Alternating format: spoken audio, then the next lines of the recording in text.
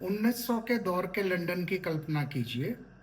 एक ऐसी महिला जो ब्रिटिश सरकार के दिए हुए एक आलीशान महल में रहती है, शाही बग्गियों में घूमती है, दुनिया के सबसे महंगे ब्रांड्स के कपड़े पहनती है और खुद ब्रिटेन की महारानी क्वीन विक्टोरिया, जिसकी गॉड मदर यानी धर्म माता है। अब जरा इसी तस्वीर का दूसरा पहलू देखिए। वही महिला अचानक ब्रिटेन के प्रधानमंत्री की कार के आगे कूद जाती है, उनके शीशे पर विरोध पत्र चिपका देती है और जब पुलिस उसके महंगे गहनों को जब्त करने आती है तो वो हंसकर कहती है, ले जाओ, मैं उस सरकार को एक कौड़ी टैक्स नहीं दूंगी जो इंसानों को गुलाम बनाती है। ये कहानी है राजकुमारी सोफिया दिलीप सिंह की। एक ऐसी लड़की जिनका जन्म तो ब्रिटिश साम्राज्य की सबसे आलीशान गोद में हुआ था, लेकिन जिसने अपनी मातृभूमि की आज़ादी और महिलाओं के हक के लिए अपनी सारी सुख सुविधाओं को लात मार दी। सोफिया के बागी बनने की कहानी को समझने के लिए हमें उस ट्रेजेडी को समझना होगा जो उन्हें विरासत में मिली थी। सोफिया के दादा थे शेरे पंजाब महाराजा रंजीत सिंह, जिन्होंने एक बेहद ताकतवर सिख साम्राज्य पर राज्य किया। लेकिन जब उनके पिता दलीप सिंह गद्दी पे बैठे तो वो महज 5 साल के थे। अंग्रेजों ने इस मौके का फायदा उठाया, उस मासूम बच्चे से उसका पूरा साम्राज्य छीन लिया और दुनिया का सबसे कीमती हीरा कोहिनूर क्वीन विक्टोरिया को तोहफे के रूप में सौंपने पे मजबूर कर दिया गया। सिर्फ 15 साल की उम्र में महाराजा दिलीप सिंह को देश से निकालकर इंग्लैंड भेज दिया गया ताकि वो कभी बगावत न कर सकें। ब्रिटिश सरकार ने उन्हें भारी भरकम वजीफा भी दिया। इंग्लैंड में उन्होंने शादी की और एक बेहद आलीशान महल बनवाया, एल्वेडन हॉल, जिसे अंदर से उन्होंने अपने बचपन के पंजाब के महलों जैसा लुक दिया था। इसी महल में अगस्त 1876 को जन्म हुआ राजकुमारी सोफिया का। सोफिया का बचपन सोने के पिंजरे जैसा था।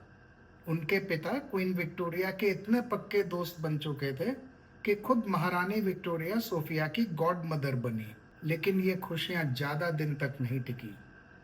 सोफिया के पिता को धीरे धीरे एहसास हुआ कि अंग्रेजों ने उन्हें कितना बड़ा धोखा दिया है। उन्होंने बगावत करने की कोशिश की, अपने परिवार को लेकर भारत भागने की कोशिश की, लेकिन अंग्रेजों ने उन्हें पकड़ लिया। पिता डिप्रेशन में चले गए, माँ का साया सिर से उड़ गया और सोफिया जवानी की दहलीज पर कदम रखने से पहले ही अनाथ हो गई। अब कहानी में दोबारा एंट्री होती है क्वीन विक्टोरिया की। शायद अपने किए पर थोड़ा पछतावा था, इसलिए क्वीन ने सोफिया और उसकी बहनों को संभाला। उन्हें रहने के लिए लंदन का सबसे आलीशान शाही ठिकाना हैम्पटन कोर्ट पैलेस में फेराडो हाउस दे दिया और साथ ही एक मोटी सालाना जेब खर्च भी। अपनी उम्र के 20वें साल में सोफिया बिल्कुल वैसे ही जिंदगी जी रही थी जैसी ब्रिटिश सरकार चाहती थी। एक शांत, बेहद अमीर और फैशनेबल राजकुमारी। वो साइकिल चलाती, महंगे फैशन शो में जाती और डॉग शोज में प्राइज जीतती। वो ब्रिटिश मैगजीन्स की जान थी। ब्रिटिश हुकूमत चैन की सांस ले रही थी। उन्हें लगा कि शेरे पंजाब के खून को उन्होंने हमेशा के लिए शांत कर दिया है। लेकिन अंग्रेज बहुत बड़ी गलतफहमी में थे, क्योंकि साल 1903 में सोफिया ने एक ऐसा फैसला लिया जिसने ब्रिटिश साम्राज्य की नींव हिला दी। वो चुपके से भारत के सफर पर निकल पड़ी। सोफिया भारत आई थी दिल्ली दरबार देखने, जो अंग्रेजों का अपनी ताकत दिखाने का एक बहुत बड़ा जश्न था।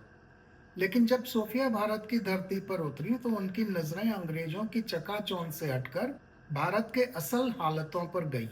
उन्होंने देखा कि जिस देश पर कभी उनके दादा का राज था, वहां के लोग भूख से मर रहे हैं।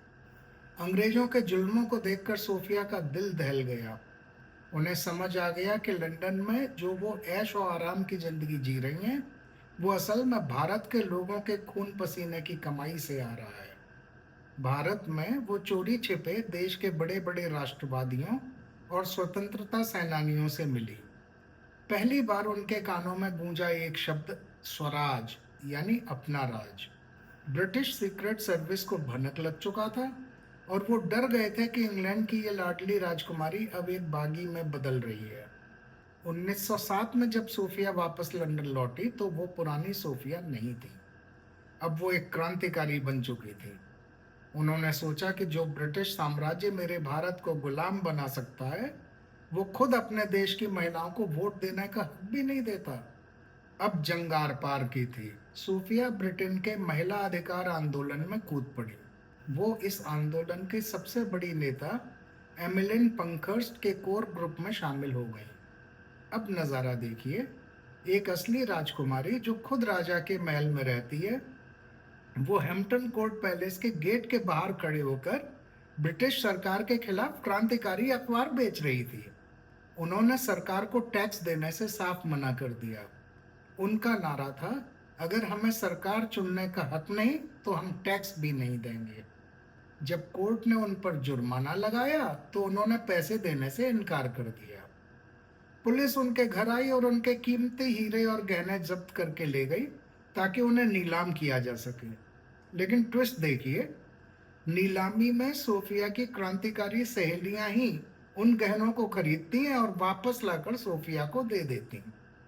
ये लड़ाई 18 नवंबर 1910 को बेहद हिंसक हो गई, जिसे ब्रिटिश इतिहास में ब्लैक फ्राइडे कहा जाता है।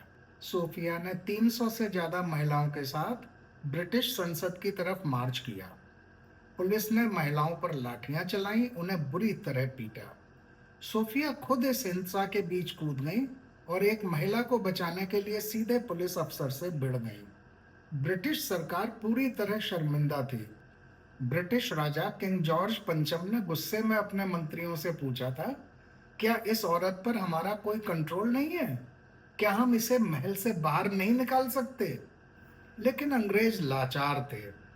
अगर वो क्वीन विक्टोरिया की गॉड डॉटर को जेल में डालते तो पूरे भारत और ब्रिटेन में गदर मच जाता। सोफिया इस बात को जानती थी और उन्होंने अपने शाही रुतबे को ही अंग्रेजों के खिलाफ सबसे बड़ा हथियार बना लिया। जब पहला विश्व युद्ध शुरू हुआ तो सोफिया ने देश सेवा का एक नया रास्ता चुना।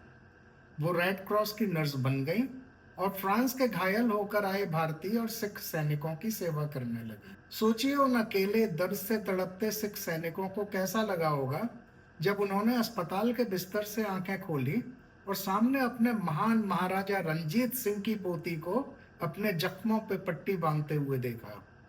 सोफिया ने अपनी जिंदगी में वो सब कुछ देखा जिसके लिए उन्होंने लड़ाई लड़ी थी। ब्रिटेन में महिलाओं को वोट का अधिकार मिला और सबसे बढ़कर 15 अगस्त 1947 को उनका प्यारा भारत अंग्रेजों की बेड़ियों को तोड़कर आजाद हो गया। सोने का वो पिंजरा हमेशा के लिए टूट चुका था। आजादी के ठीक एक साल बाद 22 अगस्त 1948 को 71 वर्ष की उम्र में इस जाबाज राजकुमारी ने इंग्लैंड में आखिरी सांस ली। लेकिन उनकी आखिरी ख्वाहिश क्या थी? कि उनकी अस्थियों को वापस भारत लाया जाए, उनके पुरखों की उस धरती पर जो अब पूरी तरह आजाद थी। सोफिया दिलीप सिंह को अंग्रेजों ने एक ट्रॉफी की तरह पाला था ताकि वो दुनिया को दिखा सकें कि उन्होंने पंजाब के राजा को कैसे पालतू बना लिया। लेकिन सोफिया ने उनके इस गुरूर को मिट्टी में मिला दिया। वो पैदाइश से राजकुमारी थी लेकिन अपनी मर्जी से बागी। अगर आपको इतिहास की यह अनसुनी कहानी पसंद आई हो तो चैनल को सब्सक्राइब जरूर करें। कमेंट में बताएं कि आपको सोफिया की ज़िंदगी का कौन सा हिस्सा सबसे अच्छा लगा और मिलते हैं अगले वीडियो में। नमस्कार।